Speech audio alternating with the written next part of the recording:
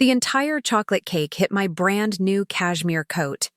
The dark frosting spread over the cream-colored wool like a stain of humiliation for everyone to see. Lily, my very own 8-year-old granddaughter, looked up at me with a smirk, her hands covered in chocolate. The living room went quiet for a moment, and then it erupted in laughter. It was a terrible moment, but it was just the beginning of a story that changed everything. Stick with me to find out what happened next, and if you love stories like this, make sure you follow my page so you don't miss tomorrow's. Lily, you are something else. My daughter-in-law, Jessica, howled, but there was no scolding in her voice. In fact, she looked delighted by what her daughter had just done. My son, Kevin, just shook his head, trying to hide his smile behind his hand, but his eyes were sparkling with mirth. The other parents pointed at my ruined coat and whispered things they thought I was too old to hear. "Mommy says you're embarrassing us," Lily whispered, with that fake innocence that only a child who has been coached can pull off. Her words stung more than the ruined coat. Jessica didn't deny it. She just kept on laughing as she started handing out napkins, acting like a 65-year-old woman being assaulted with a birthday cake was the highlight of the party. I just stood there, feeling the sticky frosting begin to soak through to my dress underneath, the dress I had bought just for this day. I'd spent over $300 on that coat, money I had carefully saved. But I bought it because I truly hoped, that this time they would see me differently. That maybe, just for once, my own family would show me a little bit of kindness. I was so wrong. So foolish to think that a new coat could change years of disrespect and thoughtlessness. My hands were shaking, but I kept my chin up. I would not give them the pleasure of seeing me cry. Not there. Not in front of all these strangers who now had a funny story to tell about the old woman who got caked at a child's birthday party. "Aren't you going to clean it off, Grandma?" Lily asked, in that sugary sweet voice that adults find so charming. But I knew it was laced with poison. This wasn't a child's prank. It was a performance. My eyes found Jessica, who was still smiling, completely pleased with the spectacle she had engineered. "No, sweetie," I said, my voice so steady it startled me. "I believe I'm done here." I turned and walked to the kitchen, looking for a cloth. But the damage was already done. The coat was ruined, my spirit was bruised, and my heart was broken yet again by the very people who were supposed to love me. In the kitchen, as I uselessly dabbed at the brown smears with a wet paper towel, the sounds of laughter from the party grew louder. Someone had put on some dance music, as if my public shaming was cause for celebration. My hands moved on their own, but my mind was far away. I was thinking of all the family parties I had attended with a hopeful heart. All the times I baked their favorite pies that no one touched, knitted sweaters no one wore, and gave love that no one seemed to want. For years I told myself it was my fault, that I was too old-fashioned, too quiet for their busy, modern lives. But standing there, in that gleaming kitchen I had helped pay for, with my ruined coat and my dignity in shreds, I finally admitted the truth. They didn't want me. They never did. I was a chore, a family duty they put up with on holidays because it was the right thing to do. The party music thumped through the walls, the laughter growing more unrestrained. It was as if my leaving the room had lifted a cloud, and they could all finally have a good time now that the awkward old lady was gone. Lily was probably getting praised for her little stunt, and Jessica would be retelling the story, making it more dramatic with each telling. I dropped the paper towel in the sink and walked to the front door. Nobody saw me get my purse. Nobody said goodbye as I slipped out. Nobody asked if I was all right or if I needed a ride. I walked out of that house into the cold evening air with my stained coat and a new sharp clarity in my heart about what needed to happen next. The crisp air felt good on my flushed cheeks as I got to my car. My hands shook as I fumbled for my keys, but it wasn't from sadness anymore. It was from something else. It was the feeling of someone waking up from a long and painful dream. I got into the driver's seat and glanced in the rearview mirror. The woman I saw there had clear eyes and a look I hadn't seen in a very long time. Resolve. Cold, hard resolve, like steel. This wasn't the first time my family had made me feel worthless. As I drove the long way home to my small apartment, the memories came flooding back. For the last 6 years, it had been the same pattern of humiliation. The invitations would come via a text message, always at the last minute, as if I was a backup guest. Clara, we're having a barbecue on Sunday. Casual. Just family. But I knew it was never just casual for them. I was the placeholder, the person who filled an empty chair so the gathering looked complete. I always showed up with a homemade dish, a casserole that took me hours, or a special dessert I knew my son loved. I'd spend $40 or $50 each time on ingredients, money I should have been putting into my savings, getting up at the crack of dawn to cook. And every time, my dish would be placed at the end of the table while everyone raved about the store-bought salads someone else brought.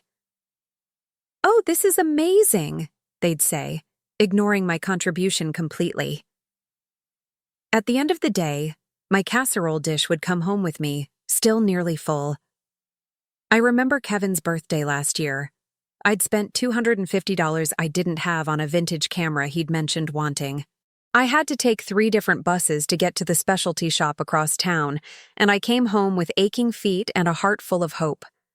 I imagined his face lighting up when he saw it. When it was time for gifts, Kevin opened mine last. "Oh, cool. Thanks, Mom," he said, barely glancing at it before setting it aside to open Jessica's gift. She had bought him a video game that cost a third of what I'd spent, but he immediately started it up and spent the rest of the party playing it with his friends. My vintage camera was lost under a pile of wrapping paper. Nobody asked about it. Nobody cared how much effort I'd put into finding it. It was just another gift from old Clara, something they were entitled to receive without any real gratitude. Lily's school events were even more painful. For her dance recitals or school plays, I was never formally invited. I'd hear about them when Kevin mentioned them on the phone, and I'd have to ask if it was okay for me to come. "Yeah, sure, Mom, if you want," was always his lukewarm reply, making it clear my presence was not essential. I'd show up with a small bouquet of flowers for her, bought with my grocery money, and sit by myself in the back of the auditorium, while Kevin and Jessica sat up front with the other parents.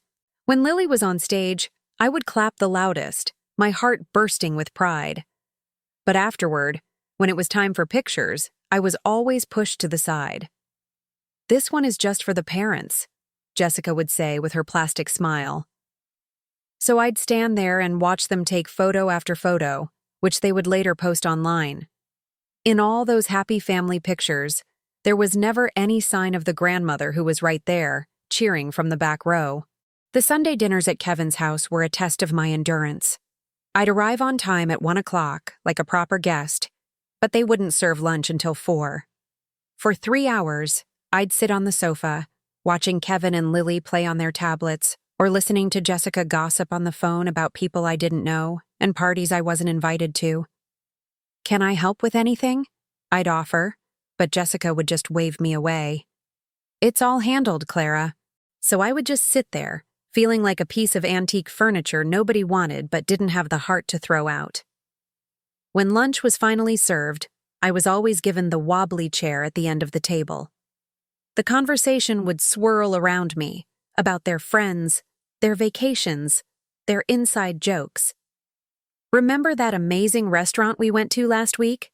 Kevin would ask Jessica, and she'd launch into a story about a dinner I knew nothing about. I would eat in silence, wondering why I kept putting myself through this, just to be reminded of how invisible I was in their lives. But Christmas was always the worst. For years, I would spend close to $600 on gifts for the 3 of them. Money I had to save all year by taking on extra shifts at the library where I worked part-time. I wrapped each present with beautiful paper and ribbons and wrote heartfelt cards. Their gifts to me were always an afterthought, unwrapped, or in a grocery bag. They were usually cheap things they'd picked up at a gas station, or worse, things they didn't want anymore. One year, Jessica gave me a half-used bottle of perfume, saying the scent gave her a headache, but maybe I'd like it. I would always smile and say, "Thank you," because that was my role, to be grateful for whatever scraps of affection they threw my way. But now, sitting in my car in front of my own apartment, my beautiful coat ruined by chocolate cake, I saw it all clearly. It wasn't love that kept me going back. It was fear. Fear of being utterly alone. Fear of admitting that the family I had given everything for didn't really love me back. But tonight was different. Tonight's humiliation was orchestrated. It wasn't just neglect. It was cruelty, performed for an audience. And I had just stood there and taken it. But never again. The first time Kevin asked for money, I was 60 years old and had just lost my husband. My dear Robert had passed away from a sudden heart attack, leaving me with a modest inheritance and a crushing loneliness I thought my son would help me through. I was so naive. Kevin showed up 3 weeks after the funeral, telling me he was about to lose his job. "Mom, I just need $7,000. It's a short-term loan. I'll pay you back in a few months, I swear." He looked so broken that my heart went out to him. That money was from Robert's life insurance, money I needed to fix the plumbing and replace our ancient furnace. The few months became a year. When I gently asked about it, Kevin got defensive. "Mom, are you really going to hound me for money right now? I thought you wanted to help me." The guilt was overwhelming. Maybe I was being selfish. A good mother wouldn't worry about money when her son was struggling. That was the first of many emergencies. The next year, it was $4,000 for credit card debt. Then $2,500 for a down payment on a new car. Then a few hundred here and there for bills. Each time, he swore he'd pay me back, and each time, the promise was forgotten. But the real pain wasn't the money. It was how their attitude changed. Instead of being thankful, they became entitled. They treated my help not as a gift, but as an obligation. I'll never forget the day they asked me to co-sign for their first house. Jessica was only 24 and had no credit history. "Clara, we just need you to sign. It's just a formality. You won't have to pay a thing. The bank just needs your name to approve the loan." They drove me to the bank, and I wore my best dress, the one I'd worn to Robert's service. The loan officer talked about interest rates and liabilities, but it was all just a blur. Kevin and Jessica kept reassuring me. "It's normal, Mom. All parents do this for their kids. Just sign right here." So I signed. I signed because I desperately wanted to be a part of their lives. I signed because I thought this grand gesture would finally earn me their respect and love. I signed because I foolishly believed this would make me the kind of grandmother Lily would look up to someday. For the first few years it seemed fine. Kevin had a good job in tech, and Jessica worked part-time. They made their mortgage payments on time, and I felt a sense of pride that I had helped them achieve their dream. But then Kevin lost his job. His company downsized, and he was let go. Suddenly, they couldn't make the payments. I found out when the bank called me. "Mrs. Miller, the mortgage you co-signed for on Oakwood Drive is 90 days delinquent. If the balance isn't paid, we will have to begin foreclosure proceedings." The banker's voice was cold, professional. The words felt like a punch to the gut. When I called Kevin, he exploded. "It's not my fault. Do you think I wanted to get laid off? And now you're calling to pressure me?" Jessica stood behind him, holding Lily, glaring at me as if I was the one who had caused all their problems. That night, I looked at my savings. If I paid the 3 months of back payments, I'd be left with almost nothing. But if I didn't, their home would be lost, and my own credit would be destroyed. I had no choice. I paid the $9,500 they owed, wiping out nearly everything I had.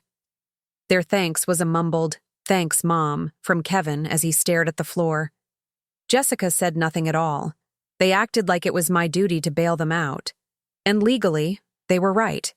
The next few months were a nightmare of constant calls from the bank. Whenever they were late, I was the first to know. My phone would ring early in the morning, a cheerful voice reminding me of my financial obligation. I had to take a second, part-time job cleaning houses at night just to cover their shortfalls. I'd get home late, my back aching and my hands raw from cleaning chemicals, all to save a house where I wasn't even welcome. That was the deepest cut. After all the money I'd poured in, after sacrificing my own financial security, I was still treated like a stranger in their home. They never gave me a key. They never once said, "This is your house too, Mom." They never acknowledged that without me, they'd be renting a tiny apartment. The situation got worse when they decided to renovate the bathroom. "It's an investment, Mom," Kevin said, when he asked for another $5,000 for a jacuzzi tub and marble tiles. "It'll increase the home's value." I knew it was a lie. I knew they just wanted a fancy bathroom they couldn't afford and expected me to fund it. But I was trapped. I said yes. I worked double shifts for months to save that money. My ankles swelled up, and I developed a pain in my lower back that has never truly gone away. All for a jacuzzi tub that Jessica saw in a magazine. They threw a bathroom reveal party for 50 of their friends. I wasn't invited. I found out from the pictures Jessica posted on social media. There she was, posing with a glass of champagne next to the new tub I had paid for with my aching back. That night, I called Kevin to ask why I hadn't been invited. "Oh, we didn't think you'd be interested, Mom. You know how you hate big crowds." It was a blatant lie. The truth was, my presence would have been an inconvenient reminder of the truth. How could they show off their new lifestyle to their friends with the woman who was secretly funding it standing right there? That was the first time I allowed myself to think that my son was using me. But even then, I made excuses. "They're just young," I told myself. "They don't understand responsibility yet. One day, they'll appreciate everything I've done." I was so blind, so desperate for their love that I confused exploitation with being needed. The final turning point, before the cake incident, was Lily's 7th birthday. I had saved for months to buy her the gift she wanted more than anything, a custom-built dollhouse. I knew she loved crafting, so I spent $400 on a beautiful, unfinished wood dollhouse and kits to decorate every room. It came with tiny furniture, wallpaper, and even little electric lights. The week before her party, I spent every evening assembling and painting it, imagining her joy. I arrived at the party, carefully carrying the magnificent dollhouse, so excited to see her face. But the moment I walked in, I felt a chill. Jessica greeted me with a strained smile, and Kevin wouldn't even look at me. "Clara, so glad you could make it," Jessica said in her syrupy voice. "Just put the gift over there in the corner." She gestured to a spot near the garage door, far from the growing pile of brightly wrapped presents. My gift was being isolated, as if it was contaminated. The party was full of Jessica and Kevin's friends, people who treated me with a polite indifference. I sat alone, watching my family laugh and mingle, completely ignoring me. I was a ghost at their party. When it was time for gifts, Lily tore through the pile from her friends first. A new bike, a tablet, expensive clothes. Each one was met with squeals of delight. My gift was last. Lily walked over to the dollhouse with a look of polite boredom. "Oh, that's nice, Grandma," she said, poking at one of the tiny chairs. Her words were flat, rehearsed. The other kids were already running outside to play with the new bike. "Can I go outside now?" Lily asked, not even waiting for an answer. She and the other children ran out, leaving my beautiful dollhouse standing alone in the corner. I sat there, looking at the gift I had poured so much love and money into, completely abandoned. It wasn't just the $400. It was the crushing realization that nothing I ever did would be good enough. Kevin came over as I was trying to decide what to do with the dollhouse. "Mom, you shouldn't have spent so much. Lily has too many toys as it is." His tone wasn't kind. It was scolding, as if I was a foolish old woman. "Next time, just give us the cash. It's more useful." A punch to the gut. After all the loans, the co-signing, the bailouts, he had the gall to tell me to just hand over cash like I was an ATM. That night, I drove home with the dollhouse in my back seat. I sat in my dark kitchen and cried for hours. I wasn't crying over the gift. I was crying because I finally understood. I wasn't a beloved grandmother. I was just their emergency fund, tolerated as long as the money kept flowing. The requests became more frequent after that. Kevin needed money for a new suit. Jessica wanted me to pay for Lily's private tutoring. They had enrolled her in a fancy school without telling me, even though I was indirectly funding it. Each request came with the assumption that it was my duty as a mother and grandmother to provide. The final outrageous request came when Jessica asked me to pay for their summer vacation. Lily has never been to Disney World, she said in her most manipulative voice. All her friends go every year. We don't want her to be the only one left out. The trip cost $3,000. It was money I absolutely did not have, but the guilt was immense. What kind of grandmother would deny her granddaughter a trip to Disney World? I paid for it. I took a cash advance on my credit card, knowing the interest would be crippling. And while I was at home eating soup and crackers to save money, my family was posting smiling photos from Florida, posing with characters and staying in a luxury resort. Was I invited? Of course not. We figured you wouldn't enjoy the heat, Mom, Kevin said when they got back, tanned and happy. Seeing those photos of the vacation I had paid for but wasn't a part of, that's when something inside me finally shattered. It wasn't love holding me to them. It was a sick addiction to being needed, a desperate attempt to stay connected, no matter how toxic it was. And now, tonight, after Lily smeared cake on me in front of everyone while my family laughed, the last thread of denial had been severed.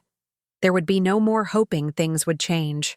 It was time for them to find out just how much they relied on the old woman they were so happy to humiliate.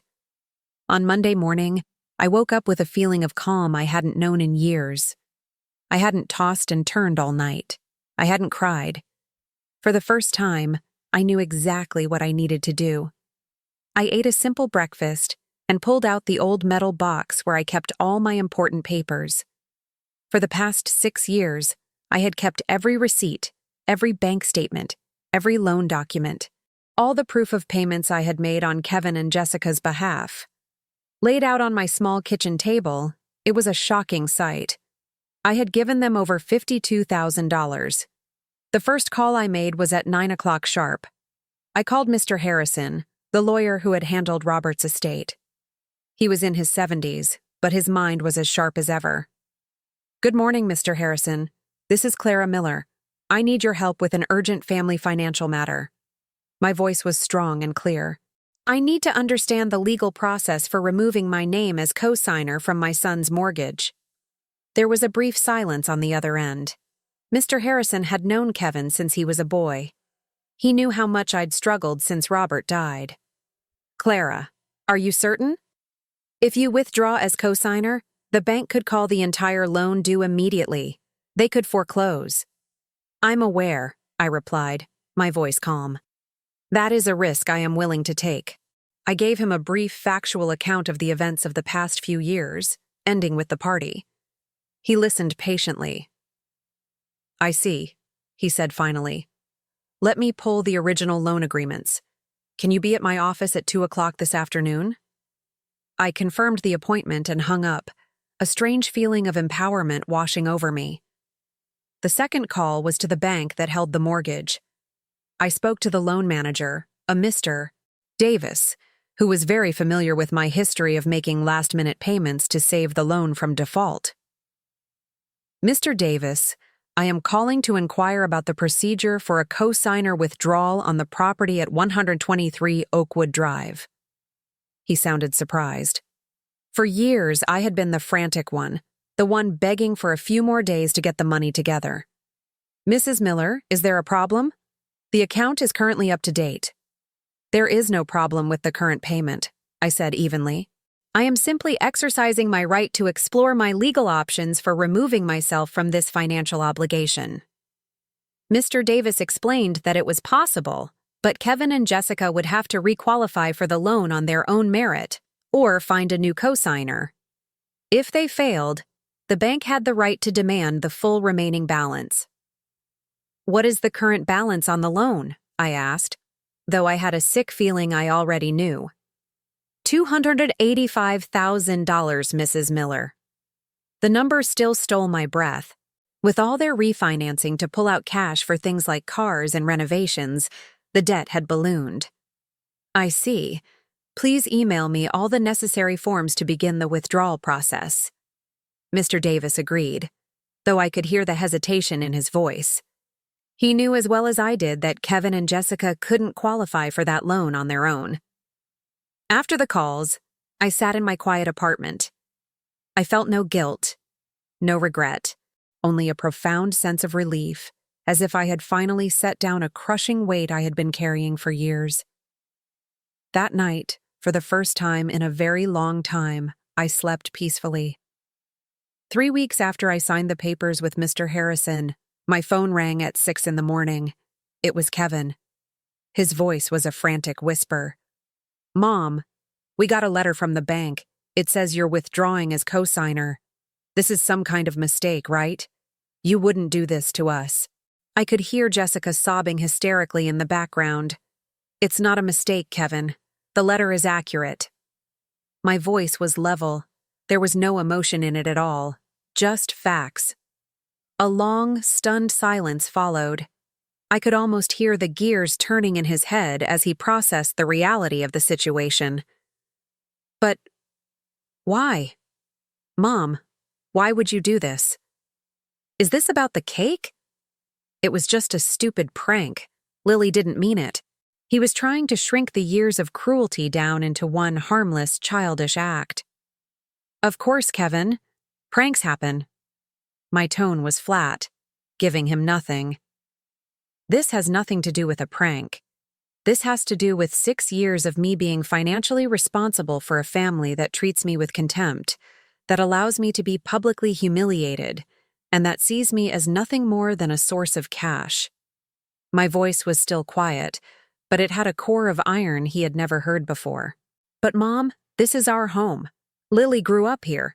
You can't just take it away from us." The panic was rising in his voice. He was finally realizing the woman on the other end of the phone was not the same pushover he had known his whole life. "This is the house I have been paying for, Kevin. The house you renovated and enjoyed while I worked 2 jobs to cover your late fees. The house where you threw parties I wasn't invited to with the money I gave you. It is time for you to take responsibility for your own life." I hung up before he could say another word. 5 minutes later, the phone rang again. It was Jessica, and she was furious. "Clara, how dare you? We are your family. You're going to make your own granddaughter homeless because you got your feelings hurt at a party."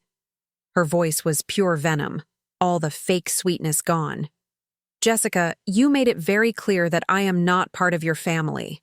Now you get to see what your life is like without my financial support." My reply only enraged her more. "You are a bitter, spiteful old woman. We always knew this is who you really were. You're destroying your own grandchild's life just to get revenge." She was screaming now. The only people destroying Lily's life are her parents, who taught her that it's okay to disrespect her grandmother. I hung up again and unplugged the phone from the wall. Over the next few days, they tried everything. Kevin showed up at my house, his eyes red-rimmed. "Mom, please, let's talk about this. I know we messed up, but this is too much. We can fix this." "Kevin, for 6 years, I have been the adult, paying your bills while you treated me like dirt. Now it is your turn to be an adult and deal with the consequences." I closed the door in his face. Their next move was to use Lily. I came home from the library one afternoon to find her sitting on my doorstep, crying. Her parents had dropped her off, telling her to convince Grandma to change her mind. "Grandma, Mommy and Daddy say we're going to lose our house because of you. Is that true?" Her big eyes were full of tears, and for a second, my heart ached. But then I remembered the smirk on her face as she shoved that cake onto my coat. "Lily, this is an adult problem. It is not your fault." I walked her back to her house. Kevin and Jessica were waiting on the porch, their faces a mixture of hope and anger. "Mom, Look what you're doing to her. Is this what you want? To make your granddaughter suffer? Kevin said, pointing at the crying child. What I want is for my granddaughter to learn that actions have consequences. You are using her as a weapon instead of teaching her right from wrong. That night, someone spray-painted "Greedy Hag" across my garage door. The next day, a bag of garbage was dumped on my front lawn. When I called the police, they were sympathetic, but said there was little they could do without proof. "Ma'am, I'd suggest installing a security camera," the officer advised. "These family disputes can get ugly." He was right. A week later, all 4 of my car tires were slashed. The harassment was constant. Kevin started showing up at my cleaning jobs, waiting for me in the dark parking lots. "Mom, this has to stop. We're family. We don't do this to each other." His voice was no longer pleading, it was menacing. "Kevin, families don't humiliate their mothers for sport," I replied one night as he blocked my car. "If you want to fix this, you can start with a genuine apology." "We already said we're sorry. What more do you want?" he yelled, his face turning red. "You never apologized, Kevin. You minimized what happened and tried to blame me for being sensitive." "Fine. I'm sorry. There. Are you happy? Now call the bank and fix this," he screamed. "That's not an apology, Kevin. That's a demand." I got in my car and drove away, leaving him cursing in the darkness. The call that changed everything came on a Wednesday. It was from a woman named Susan, who had been a manager at the tech company Kevin used to work for. "Mrs. Miller, I need to talk to you about something. It's about Kevin." Her voice was hushed, nervous. We met at a coffee shop. Susan was carrying a thick envelope. "Mrs. Miller, I always liked you, and I feel you have a right to know the truth." She slid the envelope across the table. "Kevin wasn't laid off. He was fired for cause." The documents inside were photocopies of company expense reports and inventory logs. He was stealing company laptops and selling them online.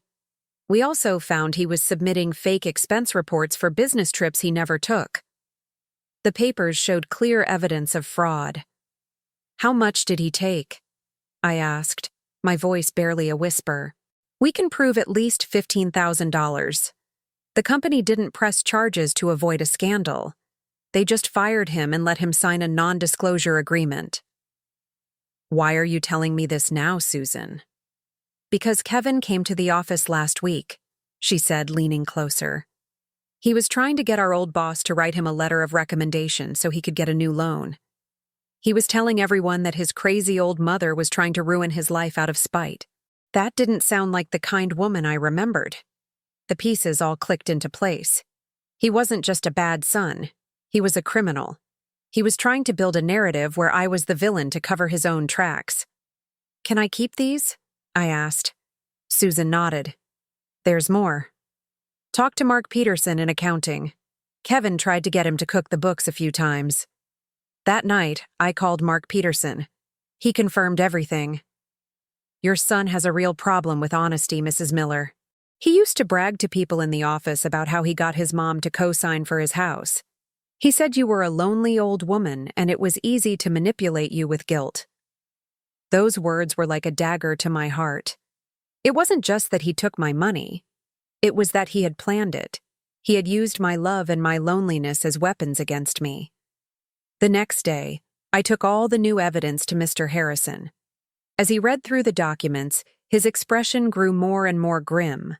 "Clara, this is more than just a family dispute. Your son has committed serious fraud, not just against his employer, but against you. We can use this." That afternoon, when I got home, Kevin was waiting in my driveway. He wasn't alone. He was with 2 large, intimidating men I'd never seen before. "Mom," he said, his voice cold. "These are some business associates. They're here to help you understand why you need to cooperate." One of the men stepped forward. "Mrs. Miller, your son tells us there's been a misunderstanding. We're here to help clear it up." "There is no misunderstanding," I said, my heart pounding, but my voice firm. "There is only a decision I have made." The other man chuckled. Look, lady, sometimes people get confused. Maybe you just need a little persuasion to see things the right way. He took a step toward me. Kevin was using hired thugs to threaten his own mother, but he had no idea what I now knew.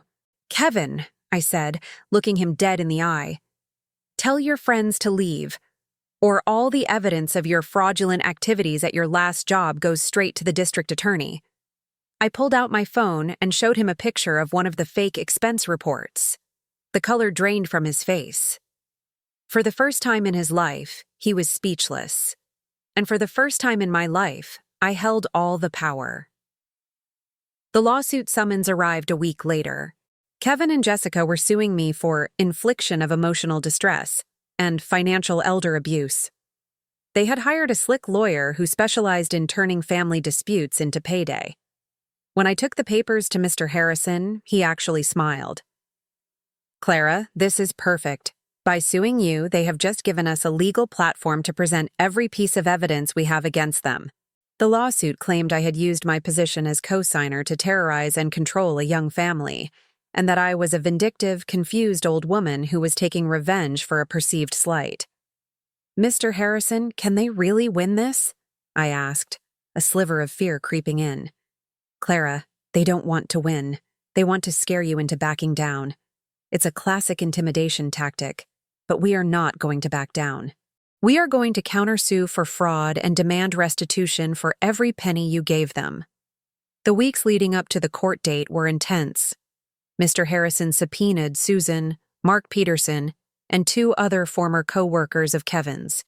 He also got certified bank records showing the $28,000 in mortgage payments I had made on their behalf over the years. On the day of the trial, I walked into the courthouse in a simple navy blue suit. Kevin and Jessica were across the room with their lawyer.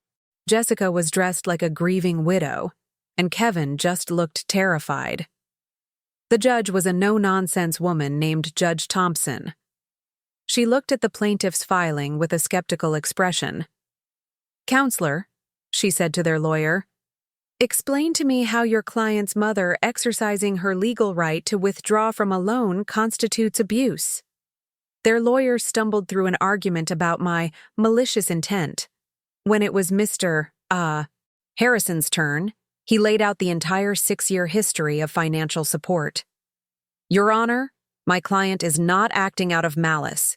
She is acting out of self-preservation after years of systematic financial and emotional exploitation. He presented the bank statements, the loan documents, the receipts. The total came to $52,800. Furthermore, Your Honor, we have evidence that Mr. Miller has engaged in a pattern of fraudulent behavior that calls his entire character into question.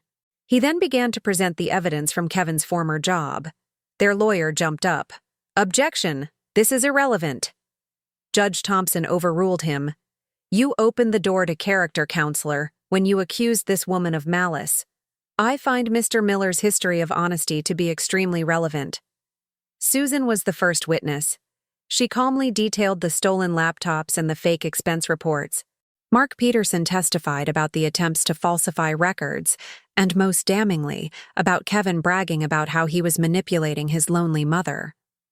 When it was my turn to testify, I was nervous, but I just told the truth.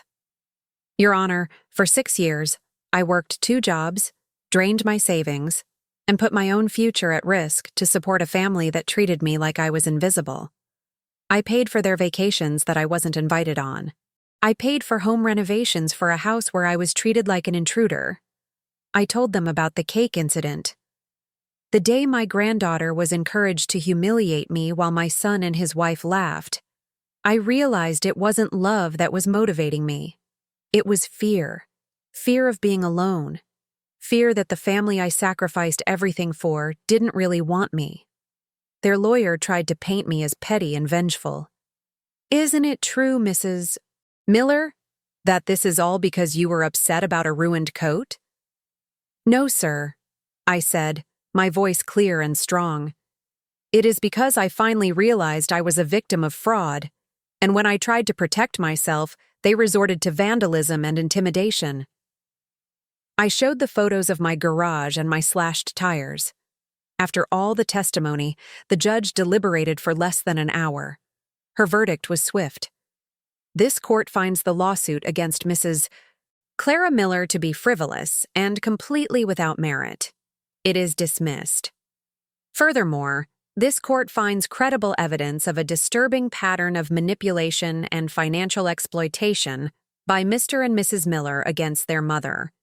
She ordered them to pay all of my legal fees, a total of $5,000.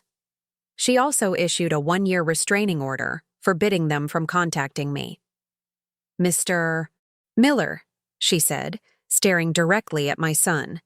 This court advises you to be grateful your mother has not pressed criminal charges. You have the right to live your life, but Mrs. Miller has the right to live hers in peace. Leaving the courthouse that day, Mr. Harrison shook my hand. Clara, he said with a warm smile, you didn't just win a case today. You won your life back. And for the first time in a very long time, I felt free. 2 years have passed since that day in court.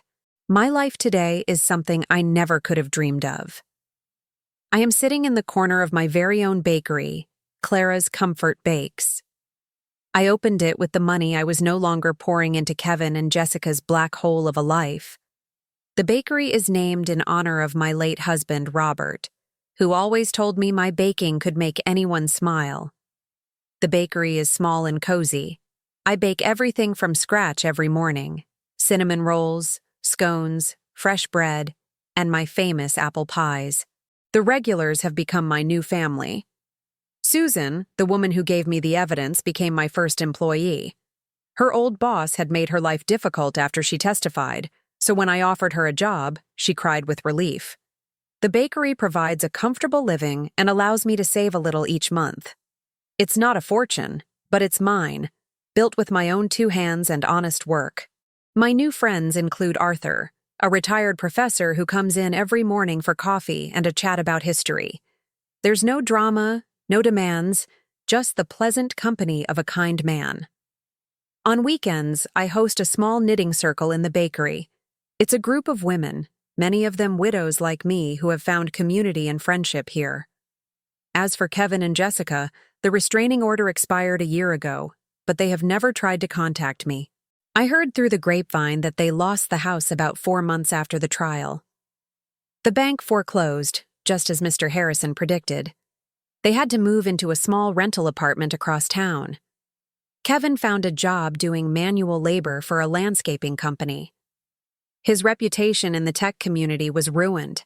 Jessica had to take a full-time job as a cashier.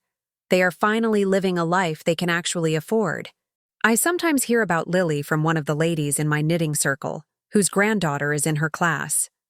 Apparently, the shock of losing their home and privileged lifestyle forced her to grow up fast. 3 weeks ago, I saw her from my bakery window. She was walking with a friend, laughing. She's 10 now, taller, more serious. Our eyes met for a moment. I saw a flicker of recognition, and something else. Maybe understanding. It wasn't the defiant smirk of the little girl with the cake. It was the look of someone who has learned a hard lesson. She gave a small, almost imperceptible nod, and then walked on. I don't hate her. She was a child, a tool used by her parents. Maybe now she has a chance to learn better values. Last month, my little bakery was named Small Business of the Year by the Downtown Merchants Association. There was a picture of me in the local paper, holding a plaque. The article called me an inspiration. Me, the woman my own family thought was a foolish old burden. Last week, I saw a man standing across the street, just watching the bakery. It was Kevin. He looked thin and tired, his work clothes smudged with dirt. He just stood there for a long time, watching the happy customers come and go. Then he turned and walked away. In his eyes, for just a second, I thought I saw a glimmer of something I had never seen before. Respect. His mother, the woman he had dismissed and used, had built something wonderful all on her own. I was no longer his victim. I was the proud owner of Clara's Comfort Bakes. I locked the door, turned out the lights, and walked home in the evening glow. Tomorrow, I would wake up early and bake. Another day of honest work, another day of peace, another day of living life on my own terms. If you enjoyed my story, please come back tomorrow for another. I tell a new story every single day, so be sure to follow and click that little notification bell so you don't miss out. And if you want to watch another story that will leave you speechless, just click on one of the videos you see on the screen now. Thank you for listening.